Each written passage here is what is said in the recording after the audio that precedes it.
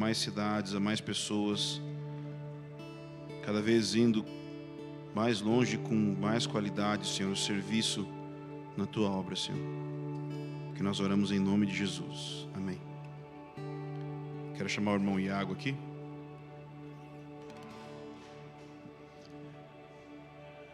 Quem estava sábado aqui, levanta a mão. Ok. E alguém estava hoje de manhã lá em Campinas, por acaso? Vai que você é fominha demais. Tinha alguém? Ah, tá. São mais normais. Ok. Então, gostei muito da introdução que o Arlindo deu hoje de manhã. Ele disse assim: caso você não estivesse na Terra nos últimos 10 anos, caso você não tenha acesso à internet, então eu preciso apresentar esse irmão. Mas não deveria. Se você não sabe quem ele é, você deveria de saber. Deveria de fazer assim, desligar o Netflix, abrir o canal dele do YouTube e maratonar. Você vai crescer muito mais do que qualquer outra série de televisão. Esse irmão é o pastor Iago Martins, e ele tem servido o Senhor numa jornada que eu me identifico muito. Nós estávamos conversando e em épocas semelhantes o Senhor foi fazendo isso no mundo inteiro, chamando jovens, homens e mulheres, para prestar atenção na doutrina cristã, que nós chamamos de calvinismo, na teologia reformada, e começar a se apaixonar pela glória de Deus e pela pregação das Escrituras. E o Iago dedicou muito tempo da sua vida para isso, e o meu desejo é que você se torne alguém também apaixonado pelas mesmas verdades da Bíblia que ele ama pregar e ama expressar, que essa noite seja uma noite que Deus incendeie seu coração nesse sentido, amém? Então, se você puder, estenda suas mãos para cá, vamos orar. Pai, em nome de Jesus, eu quero pedir, Senhor, pela vida do Iago, eu quero pedir agora, em nome de Jesus, que o Senhor libere espírito de sabedoria e de revelação no pleno conhecimento do Senhor. Que ao abrir da boca seja dada a palavra. Que a luz do Senhor manifeste aqui e agora iluminação, graça. Que enquanto teu filho fala, teu Espírito caia sobre nós, gerando convicção, transformação, arrependimento, consolação e fé. Em nome de Jesus. Amém. Cumprimento a todos com boa noite, com a paz de Cristo que recai sobre os irmãos. Sou muito grato pelo tempo que a gente passou juntos em torno da palavra de Deus. Ontem a gente teve 3 momentos muito agradáveis com a igreja. Hoje de manhã lá em Campinas, agora à noite. Amanhã, bem cedo, eu já retorno para minha casa. Fico muito feliz de poder conhecer os irmãos aqui em Montemor, conhecer o Baso, sua esposa, seus filhos. Sou grato a Deus por ter tido essa maravilhosa experiência de conhecer essa comunidade. Eu vou convidá-los a abrirem suas Bíblias no livro de Jó. A gente vai ler 2 capítulos desse livro, Jó capítulo 4 e Jó capítulo 5. Eu não vou ler antes de começar a pregar, a gente vai ler o texto à medida que a gente for passando por ele no sermão.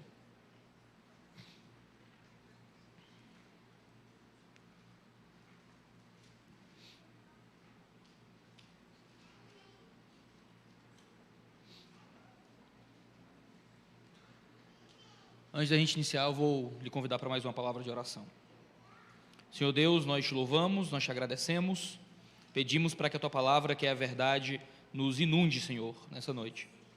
Que o teu Espírito abra nossas mentes para que possamos compreender a tua lei, que toque nos nossos corações para que nós possamos amar a tua verdade, ter os nossos afetos, nossas afeições e emoções mudadas por ti. Que o Senhor mova nossas mãos e os nossos pés para que sejamos rápidos na prática da tua verdade.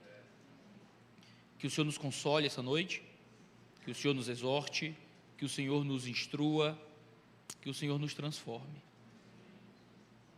Que a tua palavra, Senhor, seja pregada acima de tudo, que a tua lei faça morada no nosso interior e que o poder do teu Espírito use tudo isso para o benefício do teu reino. É assim que nós oramos no santíssimo nome de Cristo. Amém. Eu não sei você, mas eu gosto de livro lento.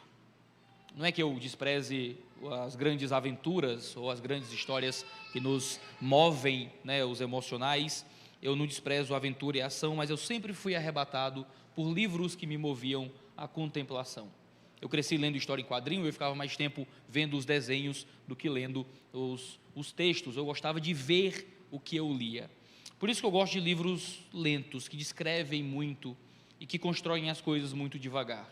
O livro de Jó é um livro assim. O livro de Jó é um livro muito lento, em que muita palavra é usada para pouco desenrolar na história. Você deve ter lido o livro de Jó ao longo da sua vida. Você viu o livro de Jó e viu que no capítulo 1 e capítulo 2 é onde a história acontece. É onde o livro de Jó se desenvolve ali no principal acontecimento. Jó é tido por Deus como o homem mais justo da terra, e então Deus incita o diabo para que ele tentasse Jó, tirando dele os seus bens, seus servos, seus filhos, sua esposa, sua saúde, menos a sua vida. Jó permanece fiel nisso tudo, amigos de Jó se aproximam dele, lamentam com ele, e então em Jó capítulo 3 nós temos o grito de angústia do personagem Jó. Ele diz que não pode crer porque ele quer morrer, que ele não tem força para permanecer porque a sua alma já desfalece, ele quer que Deus o leve, ele deseja que o dia do seu nascimento não mais exista. Jó não aguenta tanta dor, Jó não aguenta tanta provação, Jó fala bobagens, não sobre Deus, ele continua crente, mas sobre si mesmo. Ele não aguentava tanta dor, tanto sofrimento, sem sequer saber o motivo disso. Jó começa a falar coisas erradas, Jó começa a fraquejar na fé, e talvez essa seja a sua experiência com Deus hoje. Você passou por um período de pandemia, estamos passando, a gente sempre deseja que esteja no fim disso tudo. Não sei como foram as coisas na sua família, na sua empresa, na sua igreja, nos seus amigos, nos seus amados, mas talvez você tenha perdido alguma coisa, talvez sua saúde não tenha se recuperado plenamente até hoje, talvez você perdeu alguém que você ama, talvez você perdeu os recursos que você demorou uma vida para juntar, ou a empresa que você demorou toda a sua vida profissional para construir. Você pode ter perdido coisas com tudo isso, e você pode ter passado por momentos muito difíceis. Você pode ser um crente, mas você pode ter fraquejado, falado coisas que não devia. Talvez você tenha sido comissionado por Deus para estar do lado daqueles que sofreram. Talvez Deus tenha sido muito misericordioso, lhe poupado nesse tempo de pandemia, sua empresa vai bem, sua saúde vai bem, sua família está viva. Mas pessoas à sua volta sofreram. E no sofrimento dos outros, nós somos chamados para estar lá como amigos. Jó sofreu e Jó tinha amigos do seu lado. Lemos no texto que os amigos sentaram e lamentaram com Jó por uma semana em silêncio, depois de verem Jó do jeito que ele estava.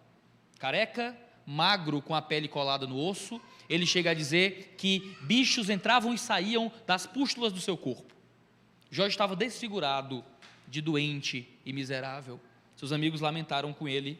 Jó lamenta diante dos amigos e então começa aquilo que é o grande miolo e o grande conteúdo do livro de Jó. Seus amigos o torturando e o repreendendo pela sua fraqueza. O livro de Jó é uma série de discursos. Pouca história acontece em Jó. Capítulo 1 e 2, e então o último capítulo 42, é onde coisas acontecem. Todo o miolo de Jó capítulo 3 até Jó capítulo 41, é gente falando. É Jó lamentando, são os amigos repreendendo, é Jó se defendendo, e outro amigo repreendendo, e Jó se defendendo mais uma vez. Então, no final de tudo, Deus fala e dá um fim para essa história. Mas os amigos de Jó falam, e a principal acusação que Jó recebe é que Jó era um pecador. Jó estava sofrendo, não porque Deus estava testando Jó, como nós sabemos, porque nós temos o livro de Jó para ler. Jó não tinha, nem os amigos de Jó possuíam o livro de Jó na mão para saber o que estava acontecendo. Nós somos privilegiados ao ler a história, e eles dizem que o motivo pelo qual Jó sofria é porque Jó possuía algum pecado oculto e não arrependido, e que Jó não conseguia aplicar na própria vida aquilo que ele entregou para os outros. Tem um livro lento que eu gosto muito, além do livro de Jó, se chama Gileade. Gileade é um livro escrito pela americana Marlene Robinson, ganhou o prêmio Pulitzer de 2005, um romance epistolar, onde um pastor congregacional já idoso, cheio de problemas no coração, percebe que não ia conseguir ver o seu filho crescer. O seu filho, se eu não me engano, de 9 anos, ele provavelmente não teria muitas lembranças do pai. Então esse pastor começa a escrever cartas ao seu filho, com suas experiências e lembranças, um texto bastante biográfico. John Ames queria que seu filho lembrasse dele, ele começa a falar da sua vida e da sua história. Como é um pastor, ele fala muito de Bíblia, de discussões teológicas, até mesmo de filosofia e poesia. E um trecho particularmente bonito do livro, que é basicamente cartas, é um livro bem lento e bem contemplativo, ele escreve dizendo o seguinte para o seu filho, acerca de um desafeto que ele tinha medo que os prejudicasse depois que ele morresse. Ele diz: como devo lidar com esses medos que tenho? De que Jack Bruton vai fazer mal a você e à sua mãe, só porque ele pode, apenas pela maldade astuta e irrespondível disso. Então, mais à frente, ele diz: ele poderia me derrubar escada abaixo, e eu teria elaborado a teologia para perdoá-lo antes de terminar de rolar. Mas se ele o prejudicasse da forma mais mínima, temo que a teologia fale comigo. O que o autor do texto diz é que, ainda que ele fosse prejudicado, se esse homem fizesse mal a mim, se ele me empurrasse de uma escada, antes de eu chegar no fim da escada, eu já o teria perdoado. Antes de chegar ao fim da escada, eu já teria elaborado a teologia necessária para que esse homem tivesse o meu perdão. Mas se ele fizesse algo com você, se ele fizesse algo com o meu filho ou com a minha esposa, a teologia não ia dar conta. A teologia ia falhar comigo. A acusação que Jó recebe é de que a teologia tinha falhado com ele. Ou melhor, de que ele é quem tinha falhado com a sua teologia. Assim como John Ames, que diz que a teologia falhou com ele, mas no fim das contas ele é que falharia com a sua teologia e ele não conseguiria viver de acordo com o que ele acredita quando a dor chegasse no seu filho.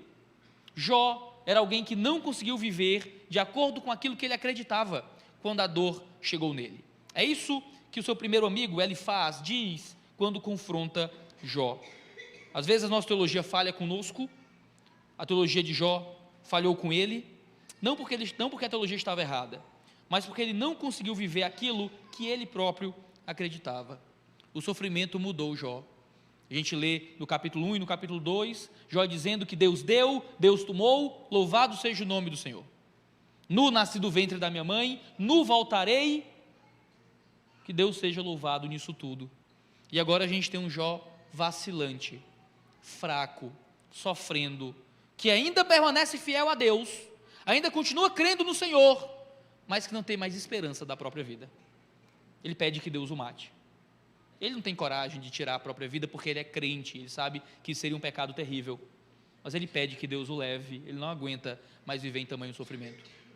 Seus amigos ouvem ele dizer isso. E aqui a gente tem as melhores lições sobre como não ajudar alguém em sofrimento. Como não ajudar alguém em sofrimento. Ele faz o temanita, é a voz do diabo na vida de Jó. Ele começa no versículo 1 do capítulo 4, dizendo o seguinte, o texto diz assim: então Elifaz, o temanita, tomou a palavra e disse: se alguém tentar falar, você terá paciência para ouvir? Mas quem poderá conter as palavras? Veja bem, você ensinou a muitos e fortaleceu mãos cansadas. As suas palavras sustentaram os que tropeçavam, e você fortaleceu os joelhos vacilantes. Mas agora, quando chega a sua vez, você perde a paciência. Ao ser atingido, você fica apavorado. Você não tem confiança ou temor em Deus? Não tem esperança na integridade dos seus caminhos? Elifaz pede para falar, e Elifaz parece zombar de Jó. Jó, você está sempre falando, será que agora você consegue ouvir? Você está aí discursando sobre Deus, expondo as suas ideias sobre o seu sofrimento, você consegue calar um pouquinho para a gente falar? É uma linguagem bem forte. Às vezes você tem que usar uma linguagem forte com quem é arrogante, mas não parecia ser a questão de Jó aqui. E ele diz: Jó, você ajudou o fraco, você fortaleceu mãos cansadas, você ergueu pés vacilantes. Jó, você ajudava quem sofria. Jó, você dava força para quem estava fraco. Jó, é agora que é a tua vez, tu vai cair? Você não vai ter força? Você não vai crer em Deus? Que é isso, irmão? Tem fé não? Ele faz, é muito tolo. Porque a verdade é que ele não consegue entender que Jó precisava receber o que ele deu. Jó era um homem que ajudava o fraco, que ajudava a fortalecer quem estava vacilante, que erguia e encorajava quem estava em sofrimento, e agora ele precisava de quê? Ser também encorajado, ser também erguido. Jó tinha os pés vacilantes, ele precisava de um amigo que o levantasse. Mas a interpretação de ele faz é que não. Se Jó ajudava quem estava em dificuldade, então Jó que se vire. Então Jó que tenha força para estar em pé. Se você não tinha força para o outro, então agora tenha força para você. Ao invés dele se interpretar de acordo com o modelo de Jó e entender que agora ele poderia ser o Jó do Jó e poder fortalecer o Jó e dar para Jó aquilo que Jó podia ter dado para ele em algum outro momento, que ele viu Jó dar para outras pessoas, ele simplesmente acha que Jó tinha que resolver tudo por si mesmo. É quase a acusação que fazem a Jesus: salvou a outros, então que salve a si. Não é assim que a gente muitas vezes interpreta a vida daquele que sofre? Pregou para tanta gente e agora está aí sem crer? Consolou tanta gente em luto e agora está aí fraco, sem conseguir levantar? Orava pelos que precisavam e agora não consegue sair de casa sem remédio. E ao invés da gente achar que aquele que hoje serve e fortalece, amanhã pode precisar ser servido e fortalecido, que aquele que hoje ora por nós, pode amanhã precisar da nossa oração, que aquele que hoje nos aconselha, consola e discipula, pode amanhã precisar de aconselhamento, consolo e discipulado, que aquele que hoje nos repreende no pecado e nos ajuda a encontrar o caminho do perdão, amanhã pode precisar da mesma coisa? Não. Aqueles que nos ajudam, que nos servem, que nos dão força, que às vezes nos servem de modelo, são pessoas que quando estiverem do outro lado da mesa, às vezes só encontram o peso daquilo que eles deveriam fazer. Raramente pastores são pastoreados. Não são porque não querem, é um triste fato a nosso respeito. A gente não consegue estar do outro lado da mesa, a gente está acostumado demais a pastorear e não consegue baixar a cabeça para ninguém. Mas muitas vezes é porque os outros acham que não dá para pastorear quem pastoreia, não dá para cuidar de quem cuida, não dá para servir quem serve. Ele não ajudava, agora que se ajude. A verdade é que ninguém é autossuficiente, ninguém é poderoso o bastante para viver sem precisar dos outros e da ajuda da igreja, ninguém consegue estar forte todo o tempo. Jó ajudava e Jó precisava de ajuda, e tudo que Jó teve foi o peso daquilo que ele fez. A vida justa de Jó se tornou um argumento contra Jó, porque uma vez que Jó vivia a vida da fé, pregava a vida da fé, ajudava aqueles que estavam sem fé, agora Jó não tinha o direito de fraquecer. Por isso que muitos pastores pulam da ponte, é por isso que muitos colegas nossos de ministério tiram a própria vida. É melhor morrer do que viver desse jeito. Foi assim que eu pensei, quando eu tive que lutar contra ideações suicidas em 2019, e eu fui para a terapia, está tudo bem, não se preocupe, está tudo ok, já. Mas não esteve. Se enxergar do lado da fraqueza, eu era o que ajudava, agora eu não consigo mais ajudar ninguém e preciso ser ajudado, você se desacostuma a estar do outro lado da mesa. É o que vinha na minha cabeça, é melhor morrer do que viver desse jeito. Às vezes a gente faz isso com os outros. Talvez você passe por isso sobre a própria vida, mas talvez você passe por isso, passe isso para a vida de outras pessoas, e faça outras pessoas acreditarem que é melhor morrer do que viver desse jeito. Jó, você ajudava, cara, levanta aí. Você não tinha força para os outros? Agora tenha para si. É uma péssima forma de ajudar quem precisa. É uma péssima forma de olhar para aquele que está fraco e tentar motivá-lo. É jogar na cara dele de que ele já foi forte. É jogar na cara dele de que ele não tem o direito de enfraquecer. Às vezes Satanás faz isso com a gente e a gente deixa o diabo jogar na nossa cara de que se a gente um dia já foi forte, a gente tem que manter a imagem de força e ficar nauseado numa imagem que nos venderam de que a gente não pode estar fraco nunca. E eu vou fingir e fingir e fingir até que eu não consigo mais continuar são. Chegou a vez de Jó. E Jó escuta: você não tem confiança em Deus? Você não teme a Deus, não? Como se aquele que teme a Deus não pudesse enfraquecer. Eu sou muito constrangido com o fato de que no Novo Testamento Jó é tratado como um exemplo de paciência. E em Jó capítulo 3, Jó está pedindo para morrer. Porque às vezes a gente acha que fé é conseguir permanecer bem, feliz, alegre, não importa o que venha. E muitas vezes a paciência é continuar, mesmo quando você quer que sua vida acabe. Paciência, fé, perseverança, não é estar sempre com um sorriso no rosto, é continuar, mesmo quando você não sabe o que é alegria há muito tempo. Jó temia a Deus.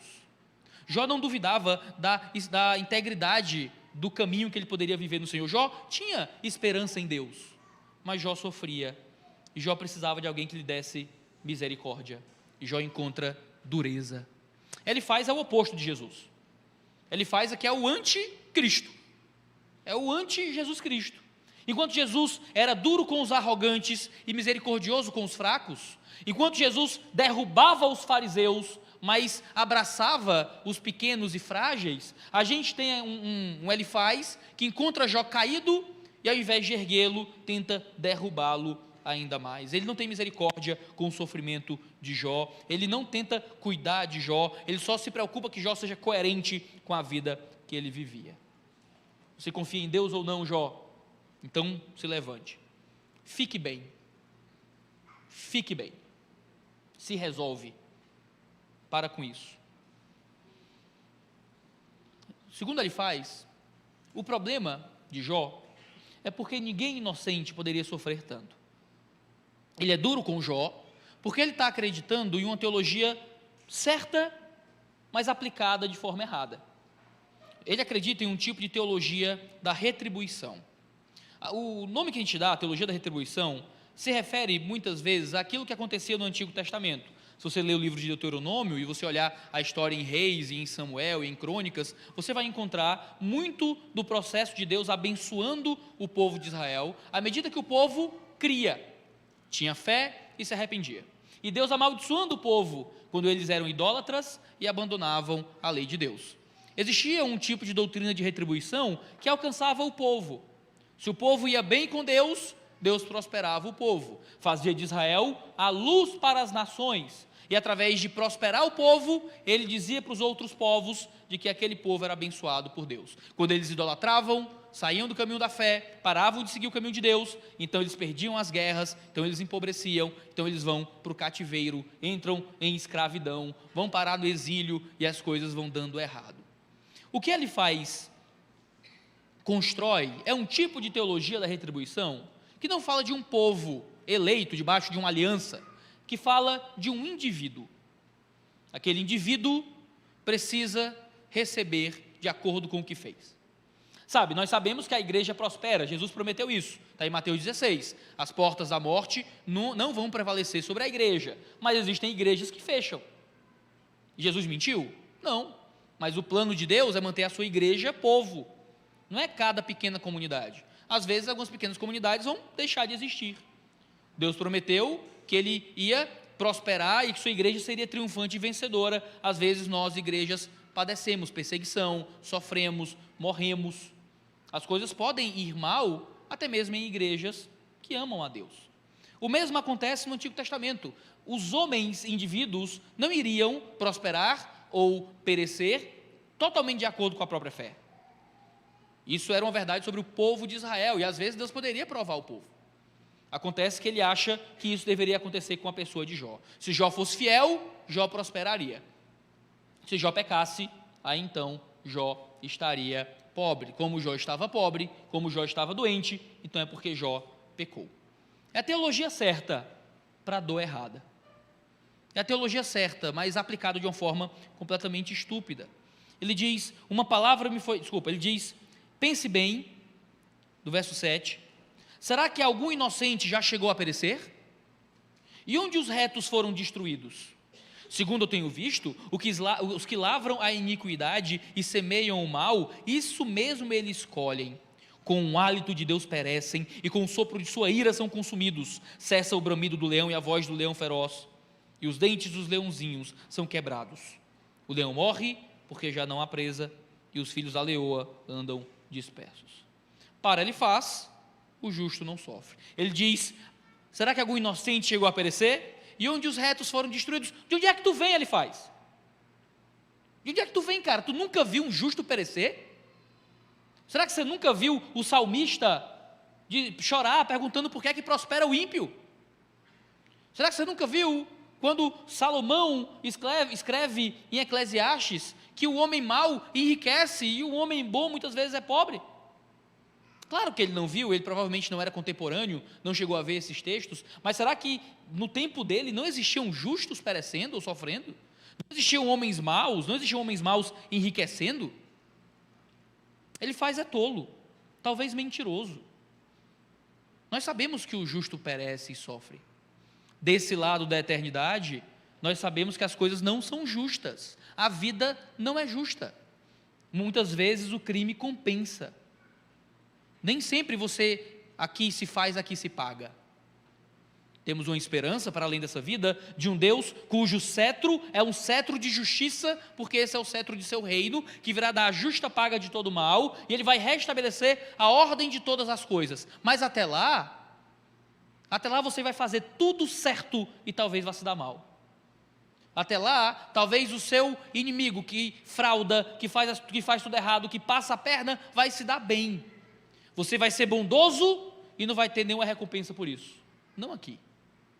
Ora, nós não adoramos um Cristo que era um justo que sofreu? As profecias de Isaías não o chamavam de servo sofredor? Ora, ele não podia estar mais errado, o justo sofre. O justo perece. Você não pode viver a sua vida na expectativa de que tudo vai bem porque você é bom. De que Deus vai trazer o mal contra quem faz coisas ruins. Eu vi na minha vida homens maus e terríveis morrerem nababescamente, cheios de posses, amigos e bens, e não receberem nenhuma punição nessa vida. A certeza que nós temos é que há um Deus que tudo vê e que tudo cobra. Jogar contra Jó a ideia de que o motivo de seu sofrimento é porque ele era injusto é completamente errado. O homem nem sempre colhe o que planta. Você não está sofrendo porque fez algo errado. A dor que vem sobre você não é necessariamente porque você pecou. A gente encontra muito isso nas redes sociais, não é?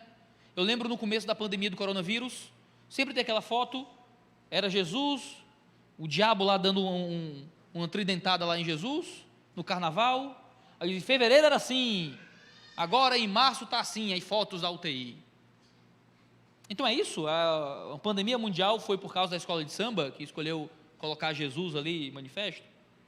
Aí tem um antitsunami no Oriente, aí adoravam os falsos deuses, e agora olha o que Deus fez. E a gente fica procurando sempre uma justificativa de erro humano para a desgraça que vem ou para a catástrofe que nos alcança. Claro, Deus poderia nos dar a justa paga do que a gente faz, só que nenhum de nós permaneceria. Se Deus agisse assim, em justa retribuição instantânea a cada um dos nossos males, todos nós já estaríamos perecendo no inferno. Não haveria um homem de pé justo ainda no mundo. Deus retém a sua mão com muita misericórdia, e Deus evita que o mal nos alcance, porque o mundo não é uma relação de causa e efeito. O mundo em que nós vivemos não é uma relação de causa e efeito moral, onde tudo que eu faço de mal vai encontrar punição desse lado da eternidade. A promessa é que haverá um trono, diante do qual todos vamos comparecer, e lá a justiça vai ser feita. Aqui, a gente tem paciência. Aqui a gente vê homens cometendo crimes dos mais bárbaros e voltando para a sociedade como se nada tivesse acontecido. Aqui a gente vê o sistema judicial soltando gente culpada. Aqui a gente vê gente ruim conseguindo ganhar e vencer na vida. Aqui a gente vê tudo isso e a gente espera que um dia haverá justiça. O que nós não podemos é olhar para aquele que sofre e tentar ficar caçando o que é que fez de errado.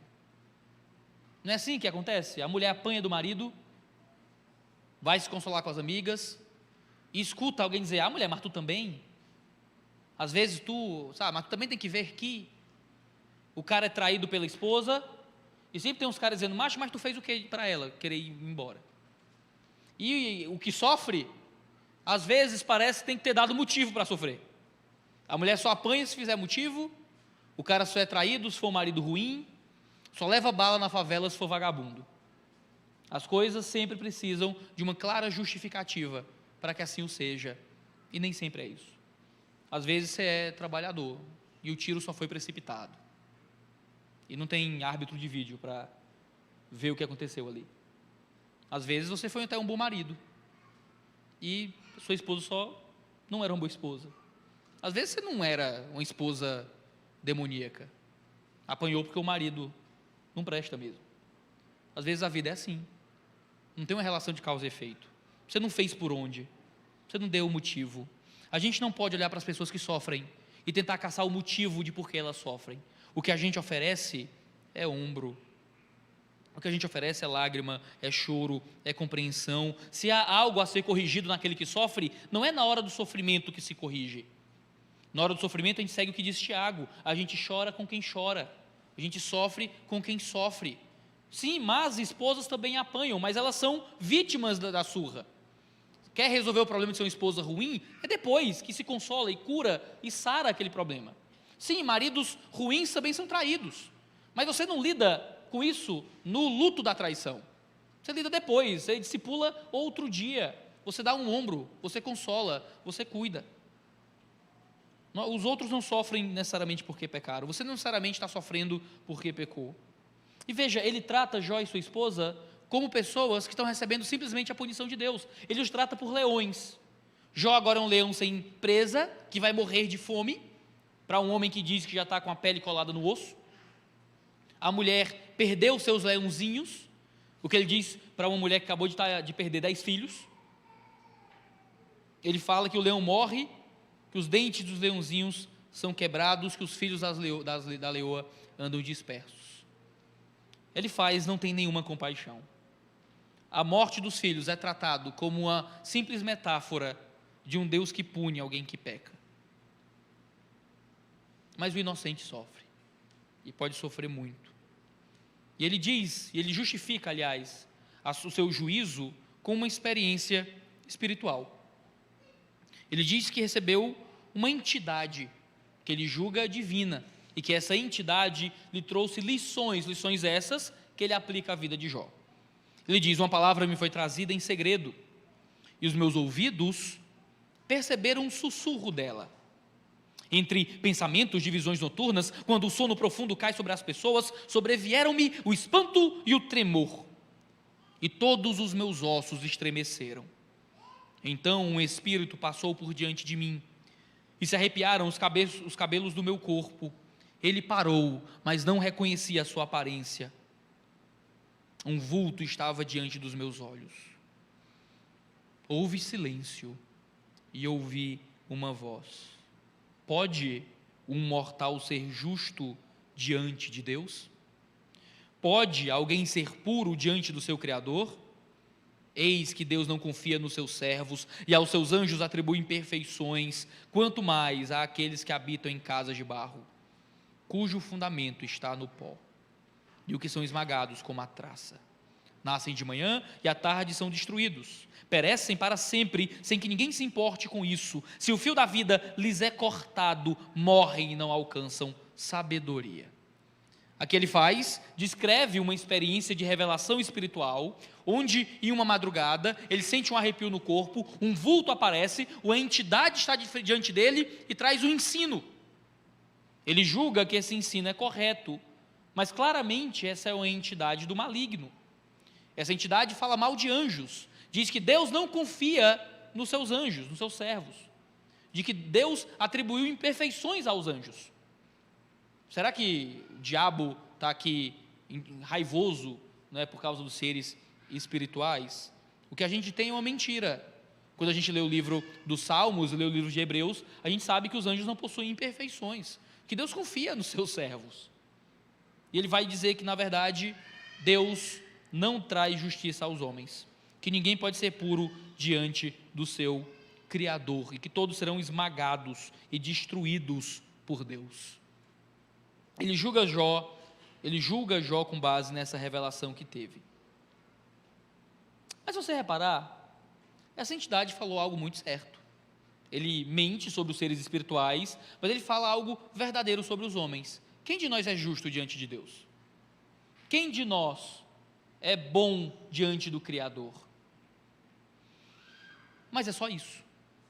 A teologia é certa, mas não é suficiente. Não há uma mensagem de redenção, não há um ensino sobre a salvação, não há nada sobre consolo, não há um caminho para vencer a injustiça dos nossos corações. Há nada mais do que condenação. Vocês são pecadores e injustos e Deus vai destruí-los. Querido, o diabo é calvinista. Eu também, não diabo, calvinista. Mas o diabo adora a doutrina da depravação total. Ele vai estar muito disposto, e o diabo vai se esforçar bastante para lhe convencer que você é pecador. É uma mensagem correta, mas ele quer lhe convencer de ser pecador ao ponto de você descrer na redenção. Satanás vai fazer você lembrar de seus pecados, de suas falhas, de seus erros, de novo, ao ponto de você não conseguir acreditar que o perdão é para você.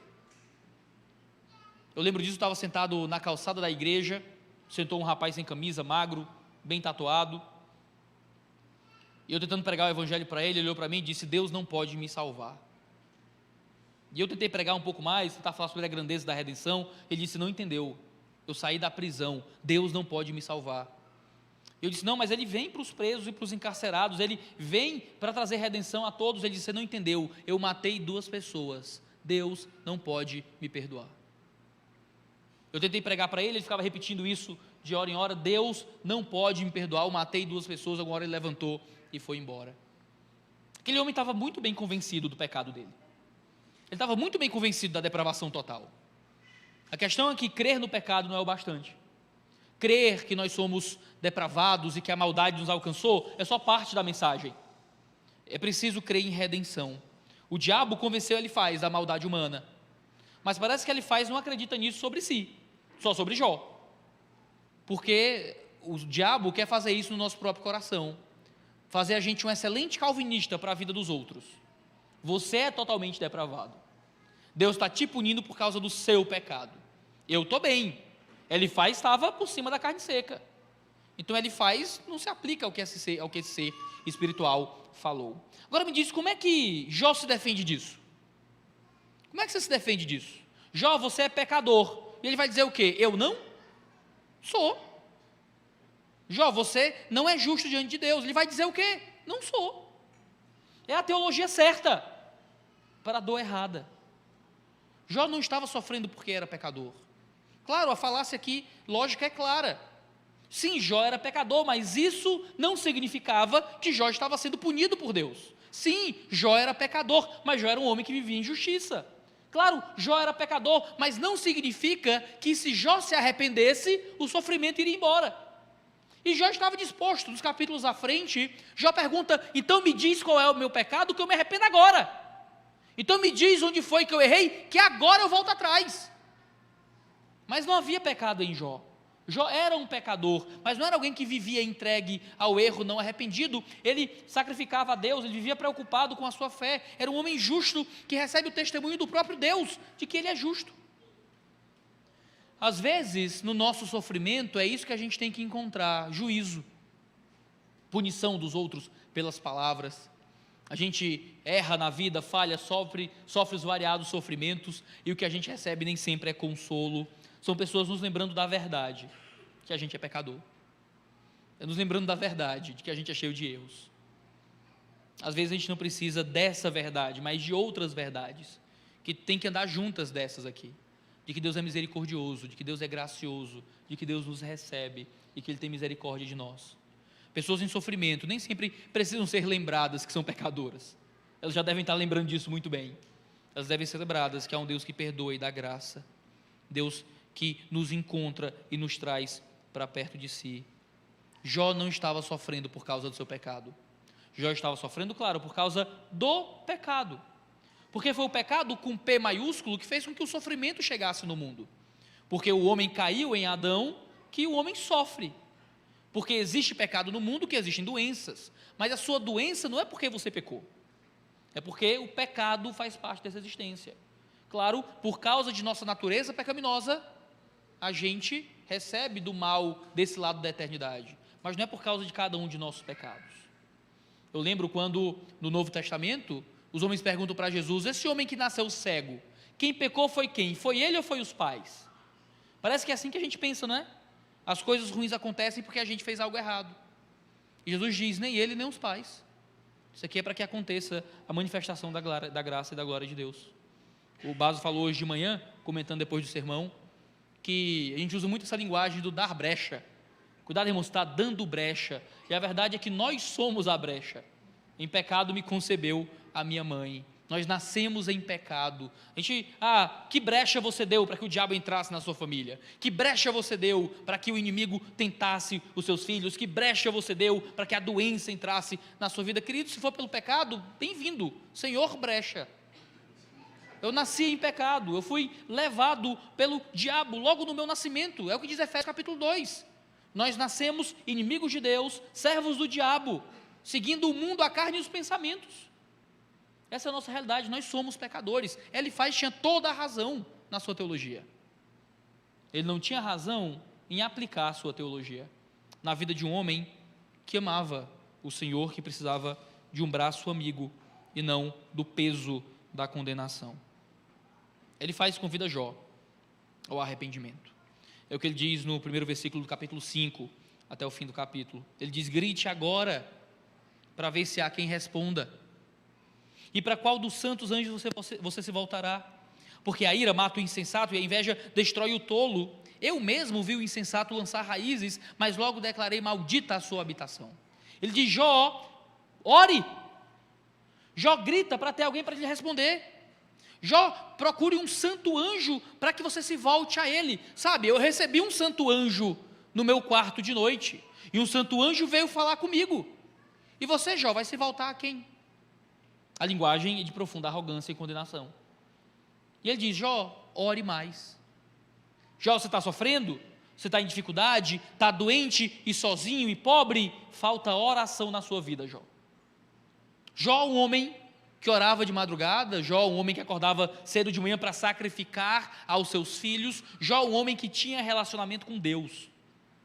E no meio do sofrimento, o que ele encontra não é uma validação da sua fé, o que ele encontra é a sua fé sendo colocada em juízo. Como é que Jó se defende disso? Se eu digo: você devia orar mais, você vai dizer o quê? Eu não? Já oro bastante? Não, pastor, já oro o suficiente na minha vida. Quem nunca? Você pode orar 23 horas por dia. Tem uma hora faltando. Não importa. A gente sempre tem mais para dar para Deus. Quem de nós já ama a Deus com toda a força, alma e entendimento? Ninguém consegue ser o que Deus merece. Se você olha para Jó e diz: Jó, ore mais, grite a Deus, procure o Senhor. Um homem que ora vai dizer: sim, eu quero fazer isso. Ninguém se acha já orador o bastante. Jó tem que ouvir a teologia certa, aplicada a uma dor errada.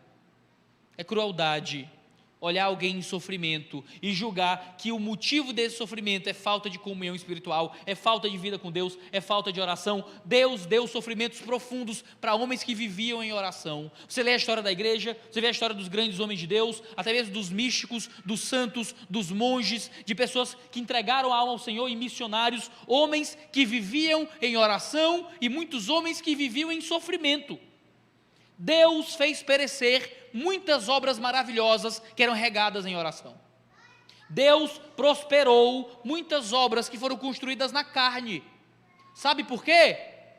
Eu não sei. Mas sabe o que eu sei? Que Deus sabe. Que Ele tem um plano perfeito. Que Ele move as coisas de acordo com a sua vontade. E que Ele permite que o ímpio prospere. E que Ele faz falir empreendimento de justos, e que ainda assim Ele trabalha de acordo com a sua vontade e com a sua glória. Louvado seja o nome do Senhor por aquilo que Ele faz, de acordo com seus interesses, de acordo com a sua majestade. Homens de oração podem sofrer, homens de oração podem ficar tristes. Quantos jovens da minha igreja? Eu acho que não há um único jovem da minha igreja que lute contra a depressão que já não tem ouvido que a solução era orar mais. Se ora mais, a depressão vai embora. Se fosse fácil assim, a indústria farmacêutica estava falida. Se fosse fácil assim, os psicólogos estavam todos sem emprego. Se orar mais fosse tudo o que é necessário para acabar com a tristeza, meu querido, não tinha um culto de quarta-feira vazio. O que nós sabemos é que oração nos dá mais comunhão e não mais felicidade necessariamente.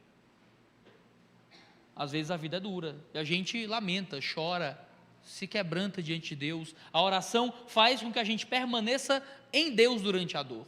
Às vezes é o que eu tenho para dizer, quando eu estou num gabinete e alguém me conta sobre depressão, sobre batalhas na alma já longas, e dores, e sofrimentos, e tristezas. Eu, como pastor, não tenho uma solução para a tristeza. O que eu consigo fazer é lhe ensinar a permanecer fiel na tristeza. É isso que a gente pode oferecer. A como continuar crente mesmo quando você está triste. Aqui a gente tem um Elifaz que acha que a vida é muito fácil. Está triste, ora. Pecou, está sofrendo, se arrepende. Se pecou, vai ficar pobre. Se arrependeu, vai ficar rico. A vida para Elifaz é um grande conto de fadas, que não corresponde à realidade. A gente tem que tomar cuidado com os conselhos que a gente recebe durante o sofrimento. Esses homens conseguiram entrar na cabeça de Jó, você vê isso ao longo do livro.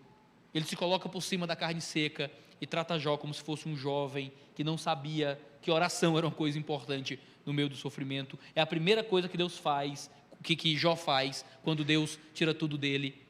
Ele ora, ele fala que Deus tem que ser louvado, louvado seja o nome do Senhor, das primeiras coisas que Jó diz no sofrimento. E o homem que é um exemplo de fidelidade a Deus na dor, tem que ouvir que sua dor é por falta de oração.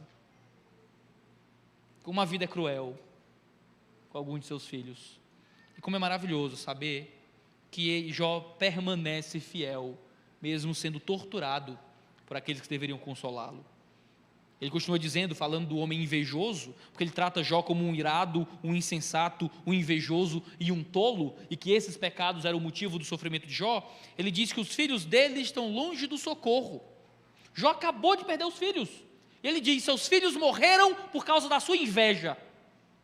Seus filhos morreram por causa da sua ira, por causa da sua insensatez, Jó. Eles sofreram por causa do seu pecado. Os filhos dele estão longe do socorro, são espezinhados nos tribunais e não há quem os livre. A sua colheita, o faminto devora, arrebatando até o que se encontra no meio dos espinhos. O sedento suga os seus bens. Para o homem que acabou de perder todo o dinheiro que tinha, para o homem que acabou de falir, sua empresa faliu, seus servos foram embora por causa do seu pecado, é o que ele está dizendo. Mataram seus servos e levaram seus bens, porque você é pecador. Porque a aflição não vem do pó. O sofrimento não brota do chão.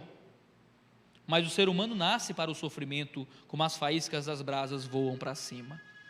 Jó, a dor não vem do nada, Jó. Ninguém sofre por causa de nada. Tem que ter um motivo. E esse é o grande erro de Elifaz. É achar que as coisas têm um motivo. E aqui eu quero ser muito cuidadoso. Eu sou um calvinista, certo? A gente falou isso no começo ali. Eu creio em soberania de Deus, de que tudo acontece porque Deus tem um propósito e uma razão. Eu acredito que cada pequena partícula de poeira se move no universo de acordo com a ordenação prévia do Senhor. Deus é soberano. Mas sabe o que acontece? Às vezes a gente acha que por causa disso, a gente vai encontrar o motivo das coisas desse lado da eternidade.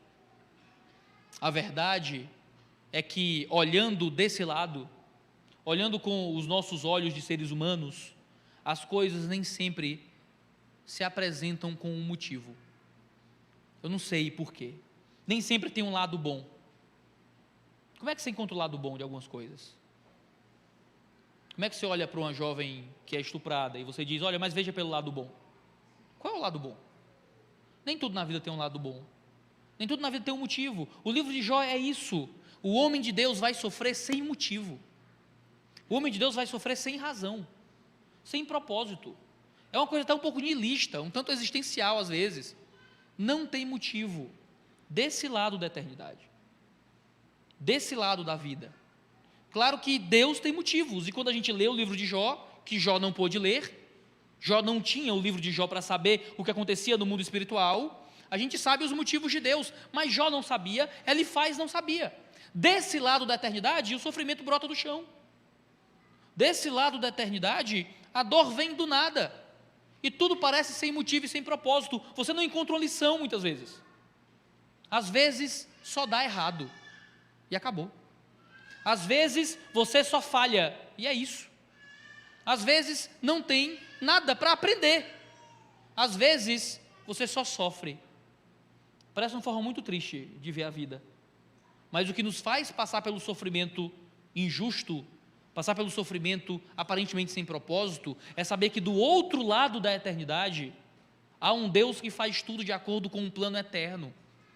Em que aqui nós somos crianças sentadas nos pés da mãe, vendo uma tapeçaria do avesso sendo ainda construída.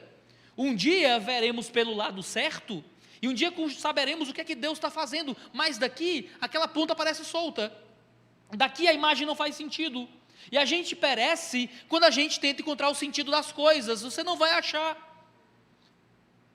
o sentido de cada um dos seus sofrimentos. Às vezes o cara me liga, passou 1 hora no telefone, pastor, e foi assim, assim, assim, assim, por que Deus fez isso comigo, pastor? E minha resposta é, eu sei lá, eu não sei porque é que você sofre, eu não sei porque é que o câncer voltou, eu não sei porque é que sua empresa faliu, eu não sei porque é que você perdeu seu marido. Sabe o que eu sei? Eu sei que Deus sabe, eu sei que Deus tem um propósito, eu sei que Deus tem uma razão, e que a gente não vai conhecer esse propósito e essa razão. Às vezes você não vai ter uma lição para tirar da dor, só dói. Às vezes você não vai encontrar uma coisa melhor que Deus estava fazendo por trás, porque às vezes não tem coisa melhor desse lado da vida. O que tem é a certeza e a segurança de que Deus não faz nada em vão. O que temos é a certeza e a força que nos põe de pé, de que há um Senhor agindo misteriosamente por trás de tudo, e que em tudo aquilo que parece sem motivo e sem propósito, que mesmo nos sofrimentos, que nós vamos morrer sem entender porquê, nós confiamos no Deus que sabe. Isso é fé. Fé não é encontrar o motivo das coisas. Fé não é tentar achar explicação para cada uma de nossas dores. Fé é crer mesmo quando nós não vemos. É ter certeza e confiança mesmo naquilo que a gente não tem explicação. É conseguir depositar a nossa vida no Senhor, mesmo quando o Senhor tira as coisas de nós e não nos dá um motivo. Deus não explicou para Jó. Deus não diz para Jó por quê. Termina o livro e Jó não sabe por que foi que Deus matou seus filhos. Termina o livro e Jó não sabe por que é que Deus matou seus servos. Termina o livro e Jó não sabe por que é que ele ficou doente. Mas termina o livro e Jó ouve a Deus. Termina o livro e Jó vê Deus. E isso é tudo que ele precisava. Termina o livro e Jó tem o Senhor. Às vezes o sofrimento não parece ter motivo, mas Deus faz as coisas para se revelar a nós. E quando Ele se revela, tudo encontra uma razão. A gente vai encontrá-lo um dia. E quando nós o encontrarmos, nós saberemos por quê. Não porque Ele vai nos dar as respostas para cada uma das coisas, mas porque Ele já vai ser a resposta de todas as perguntas. E quando nós o vermos, já vai ser o bastante. Ele fala com Jó, ele condena Jó sem nenhuma misericórdia, cheio de certezas teológicas, sem ouvir, sem perguntar, sem tentar entender, sem deixar que ele se explicasse, sem ser misericordioso com palavras ditas na hora da dor. Ele está ali como um professor de seminário, numa banca de exame teológico, tratando quem sofre com a rigidez e a dureza de quem não tem misericórdia do coração. Claro, nós devemos ter certezas teológicas, mas nós precisamos que as nossas certezas teológicas sejam calibradas com graça e misericórdia, que nós tenhamos sabedoria para aplicá-las na vida de quem sofre. Mais uma vez ele continua dizendo, quanto a mim, eu buscaria a Deus, e Ele entregaria a minha causa. Se fosse eu não estava assim. Se fosse eu já tinha orado. Se fosse eu já tinha falado com Deus e minha situação já tinha mudado. Ele julga Jó a partir de uma visão altiva e arrogante do próprio relacionamento com Deus. Deus faz coisas grandes e insondáveis, maravilhas que não se pode enumerar, faz chover sobre a terra e envia água sobre os campos, põe os abatidos no lugar alto e conduz os enlutados ao lugar seguro. Encontre tua alegria, Jó. Se fosse eu já tinha saído dessa depressão. Se fosse eu, já tinha vencido esse luto. Se fosse eu, já tinha dado a volta por cima. É uma aula de anti-aconselhamento bíblico. É uma aula de anti-cuidado pastoral. É uma aula de anti-amar quem está do seu lado. É se colocar na frente e julgar a fraqueza do outro pela sua pretensa força. E não ter paciência com quem sofre. Queridos, na igreja você vai lidar com pessoas que enfrentam os mesmos problemas há décadas, que lutam contra a mesma depressão por anos, que enfrentam o mesmo luto e que às vezes repetem as mesmas ladainhas de novo e de novo. E claro, parte do processo de amor e misericórdia às vezes é dar uma chamada na pessoa e tentar colocá-la para cima de alguma forma, mas veja, a gente faz isso em misericórdia, e não tentando julgar aquele que sofre pela nossa benese, não tentar julgar a dor do que padece pela nossa tranquilidade na abundância. Não é porque você passou por coisas parecidas e suplantou o mal, que você julga aquele que ficou pelo caminho, a partir da sua própria visão de si. Deus frustra, diz o texto, os planos dos astutos, para que não possam realizar seus projetos. Foi Deus que te impediu, Jó, porque você é um astuto. Ele apanha os sábios na própria estultícia deles, e o conselho dos que tramam não chega a vingar. De dia eles encontram as trevas, e ao meio-dia andam tateando como se fosse noite. Porém Deus salva da espada que lhes sai da boca, salva os necessitados das mãos dos poderosos. Assim, a esperança para os pobres e a iniquidade tapa a sua boca. Paulo cita esses trechos, parte desse trecho, em 1 Coríntios, para falar de descrentes. E para dizer que os descrentes são estultos e Deus os apanha na sua sabedoria humana. Aqui ele parece estar considerando que a sabedoria de Jó, na verdade, era uma sabedoria falsa. E parece que agora ele está voltando atrás no que ele acabou de dizer, que Jó fortaleceu os outros, que Jó ajudou quem estava em necessidade, mas é como se a sabedoria de Jó fosse uma sabedoria falsa. Agora ele está querendo invalidar até aquilo que ele elogiou em Jó. Ele está querendo invalidar até as coisas boas que Jó já fez por causa do seu sofrimento, como se o justo nunca perecesse, como se o ímpio sempre prosperasse. E ele caminha para encerrar, dizendo: bem-aventurado é aquele a quem Deus disciplina. É verdade, isso está em Hebreus. Ótimo quando Deus nos disciplina, é a teologia certa para a dor errada. Como é que ele sabia que aquilo era disciplina de Deus sobre Jó? Lemos o texto e sabemos que não era. Como é que ele sabia que Jó era um estulto? Está certo, Paulo cita, ele faz como tendo razão, é a teologia certa para a dor errada. Portanto, não despreze a disciplina do Todo-Poderoso, porque ele faz a ferida e ele mesmo faz sarar. Amém. Ele tem um pequeno surto de credulidade, de fé, e começa a falar coisas bonitas, reais. Ele fere e as suas mãos curam. De 6 angústias ele o livrará, e na 7ª o mal nem tocará em você. Veja, o mesmo Deus que colocou Jó em dificuldade é o Deus que pode tirar Jó da dificuldade. Amém. Mas e aí, o que é que estava nas mãos de Jó? Ele joga em Jó a responsabilidade de fazer Deus ser bom com ele. E essa é uma das piores coisas que você pode fazer com quem sofre, é jogar sobre ele a responsabilidade do favor de Deus. É Deus quem fere, amém, é Deus quem cura, amém. O que ele faz, esquece, é que Deus é soberano sobre isso, e que nenhum homem pode mover a mão de Deus. É Deus quem se move em direção ao homem. Você não pode olhar para quem sofre e achar que ele vai ter estrutura para aguentar o peso da responsabilidade de mover Deus. Mas ele mente, e mente terrivelmente. Mentiras que a gente gosta de ouvir. Na fome, ele livrará você da morte. Na guerra, do poder da espada. Você estará abrigado do açoite da língua, e quando vier a destruição, não ficará com medo. Da destruição e da fome você dará risada, e dos animais da terra não terá medo, porque com as pedras do campo você fará aliança, e os animais selvagens viverão em paz com você. Saberá que a sua tenda estará em paz, percorrerá as suas posses e não achará falta de nada. Saberá que a sua descendência se multiplicará e que a sua posteridade será como a erva da terra, em robusta velhice. Você descerá à sepultura como se recolhe o feixe de trigo no tempo certo. Jó, vai dar certo, Jó. Jó, você vai ficar bem. Jó, você vai dar a volta por cima. E ele não podia dizer isso, porque ele não sabia se ia dar certo. Com a pandemia lá na minha cidade, a prefeitura fez uma campanha que era hashtag vai dar certo. Tá em vários lugares da cidade, em placa de loja, em todo lugar, hashtag vai dar certo, vai dar certo. A prefeitura não pode me prometer isso.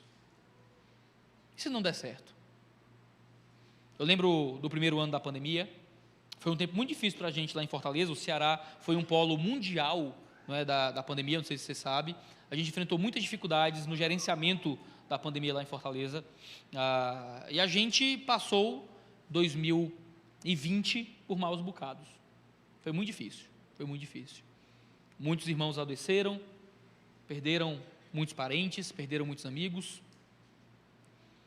e as coisas começaram a melhorar mais para o fim do ano. Passou e a gente estava esperando que agora vai, né? Agora vai dar certo. Eu achava que quando desse 2021, a vida ia virar a capa de um livreto Testemunha de Jeová.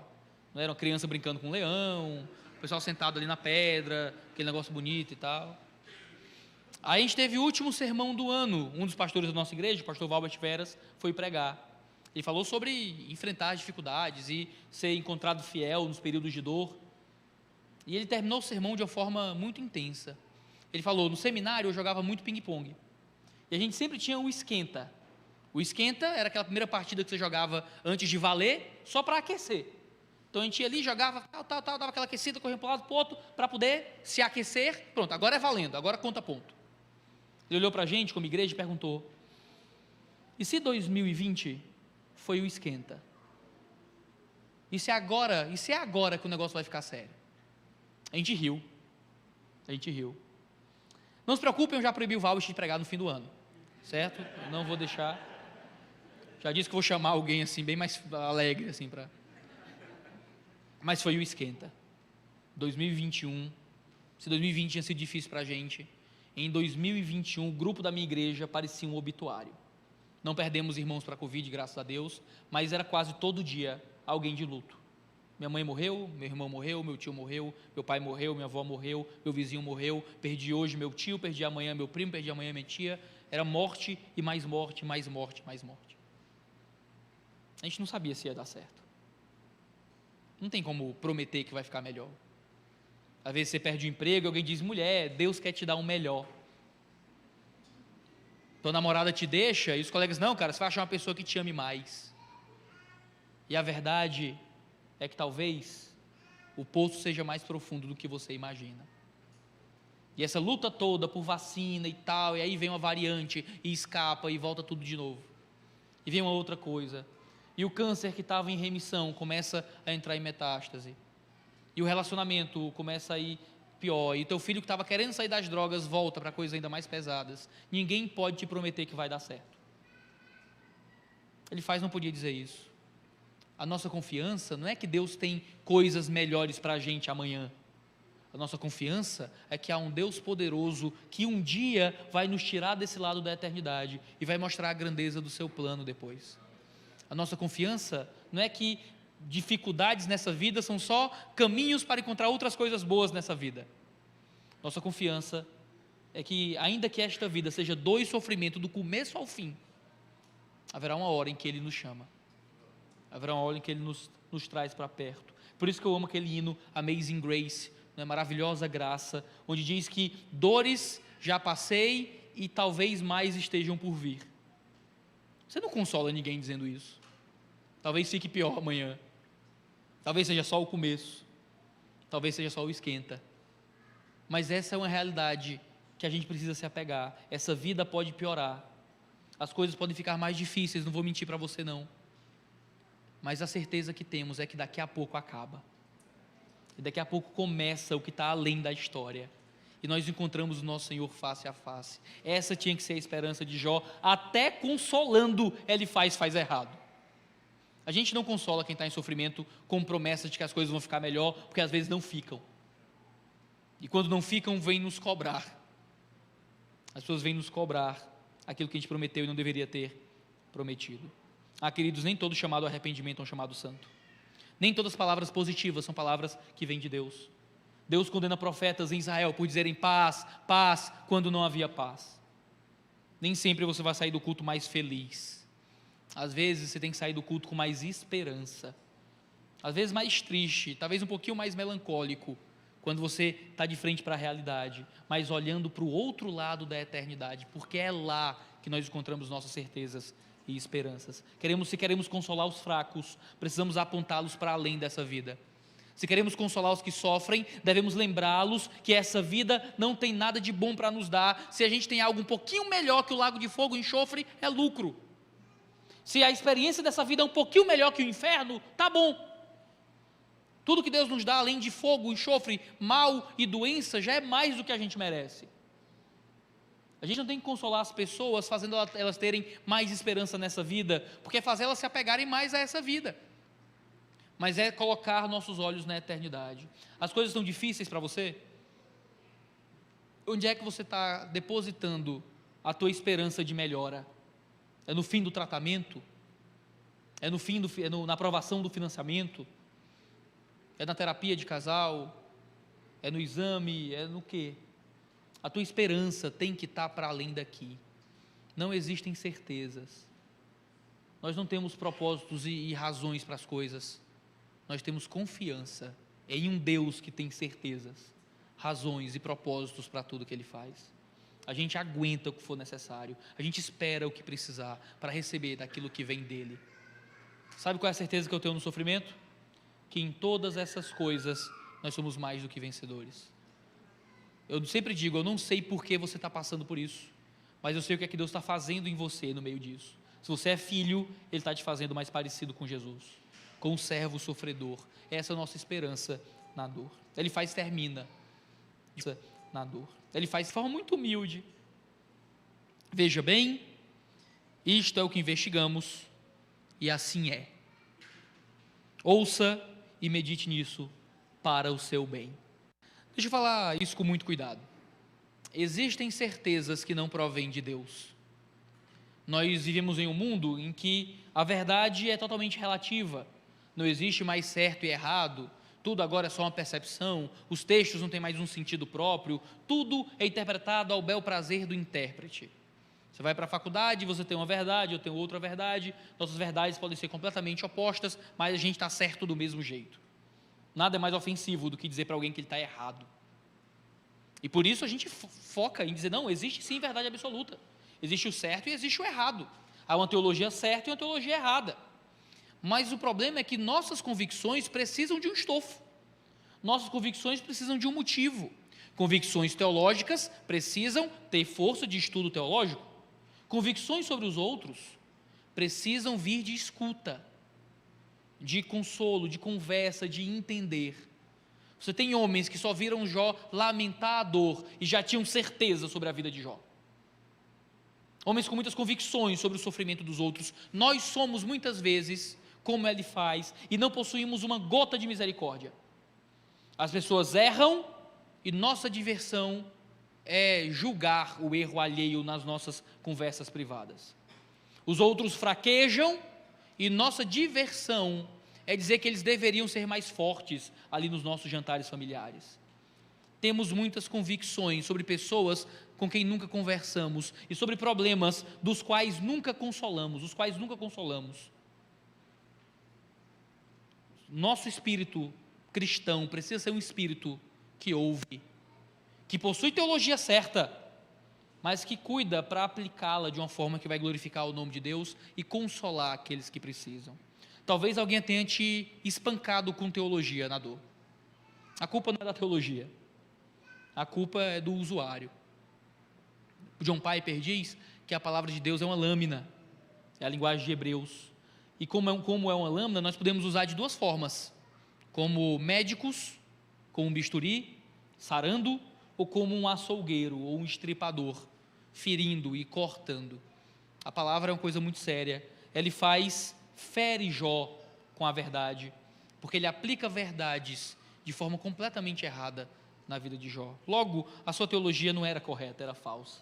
Se ele não tem um bom relacionamento com a teologia, ele só vai ter a teologia como instrumento de tortura. Essa é a linguagem de um francês chamado Fabrice Hadjat. Ele é um escritor francês, nascido em 1971. Eu comecei citando um texto americano, permita-me encerrar citando uma peça. Ele publicou em 2011 uma peça chamada Jó ou a Tortura dos Amigos, ou então a Tortura pelos Amigos. O livro de Jó fala de sofrimentos. Jó perde riquezas, servos, perde filhos, perde saúde, perde o relacionamento com a sua esposa, mas o sofrimento mais longo de Jó no livro é ter que ouvir aquilo que seus amigos tinham para dizer. Jó foi torturado por aqueles que deveriam consolá-lo. O que nos faz ler esse livro com um pouco menos de pena de Jó é a certeza de que Jó não estava sozinho. É que Jó tinha alguém do seu lado que atestava acerca dele. De que enquanto os amigos julgavam Jó, havia um Deus no céu apontando para Jó e dizendo para todo o mundo espiritual: ele é meu servo.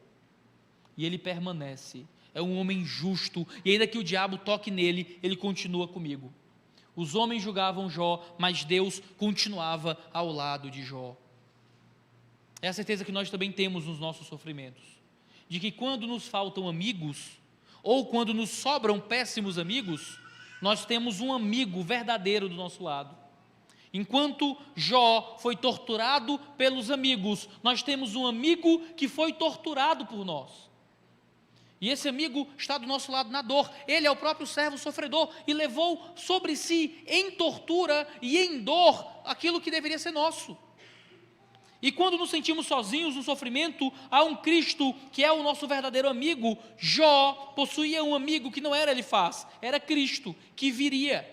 Jó manifesta essa esperança mais à frente no seu discurso, quando ele diz: eu sei que o meu Redentor vive. Jó tinha confiança de que apesar de sua morte, e ele estava convicto de que estava sendo rejeitado por Deus, ainda assim ele continuava crendo. Jó estava convicto de que Deus o rejeitara, mas Jó continuou crendo. Ele só queria que Deus o levasse logo, porque ele não entendia o que ele estava vivendo. Queridos, mesmo que a gente não entenda, mesmo que a gente não saiba, mesmo que a gente não veja, mesmo que o mundo, mesmo que a carne, mesmo que o diabo jogue contra nós tudo aquilo que a gente vive, todas as nossas dores, temos uma confiança em um Cristo que viveu, em um Cristo que se põe do nosso lado e em um Cristo que nos dá redenção. E aí está a resposta à pergunta que aquele ser espiritual fez para Elifaz. Ele pergunta: pode um mortal ser justo diante de Deus? Pode alguém ser puro diante do seu Criador? E a resposta é sim. Sim, porque houve um Cristo que veio. Sim, porque Jó teria confiança no Cristo que viria. Sim, porque na cruz ele levou os nossos pecados, e aquele que não viu pecado, Deus o fez pecado por nós, para que nós nele fôssemos feitos justiça de Deus. Temos justiça diante do Senhor, de modo que agora nós não estamos vivendo mais a punição pelos nossos pecados. Elifaz acreditava que Jó sofria porque Jó pecou. E ei, Jesus sofreu pelo nosso pecado. Nós podemos viver tranquilos, sabendo que a punição já foi tomada, de que Cristo já bebeu do cálice. Você vive com medo, irmão?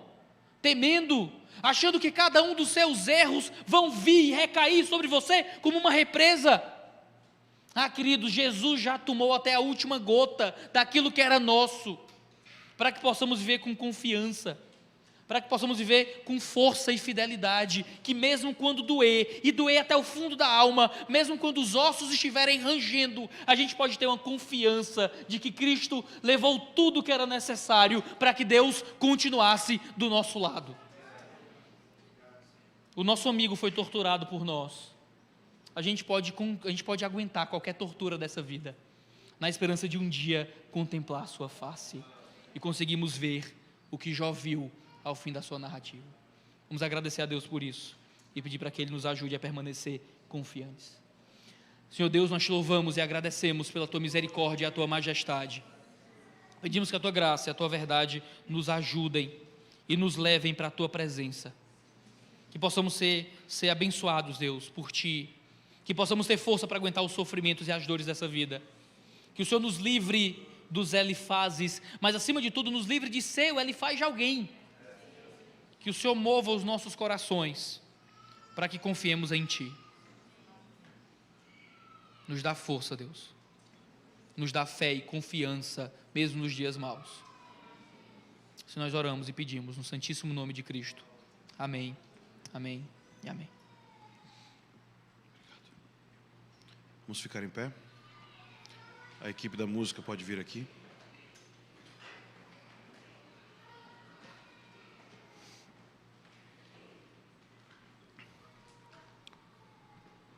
Quero falar com você sobre isso que você acabou de ouvir. Irmãos, diante de nós tem essa opção, essa decisão que nós precisamos tomar.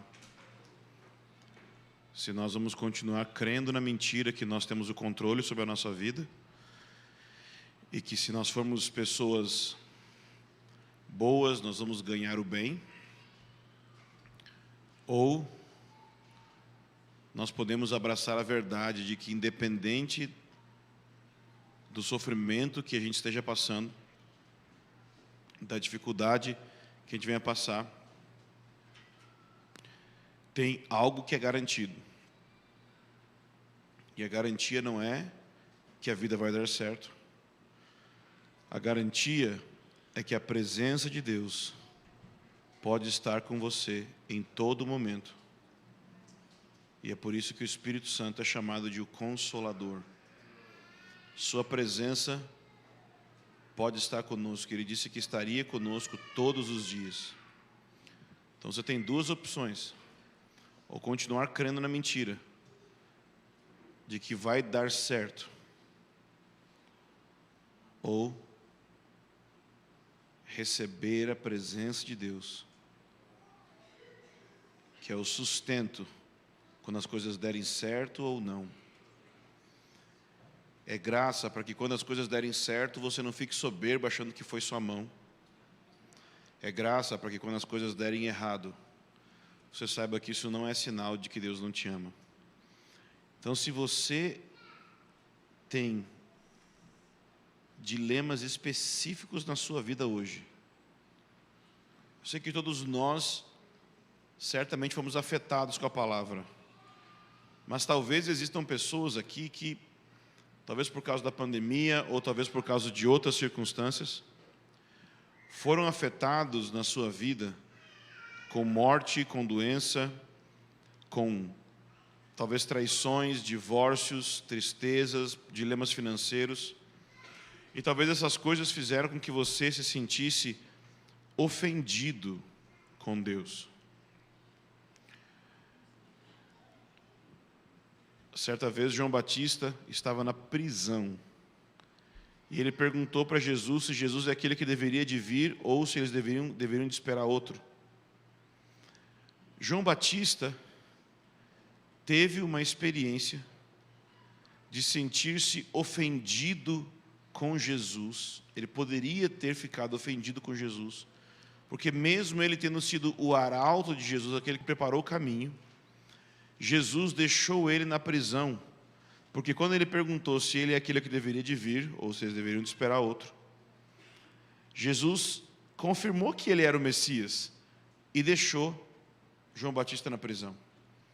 E aí Jesus termina dizendo: bem-aventurado aquele que não encontrar em mim motivo de ofensa, motivo de escândalo.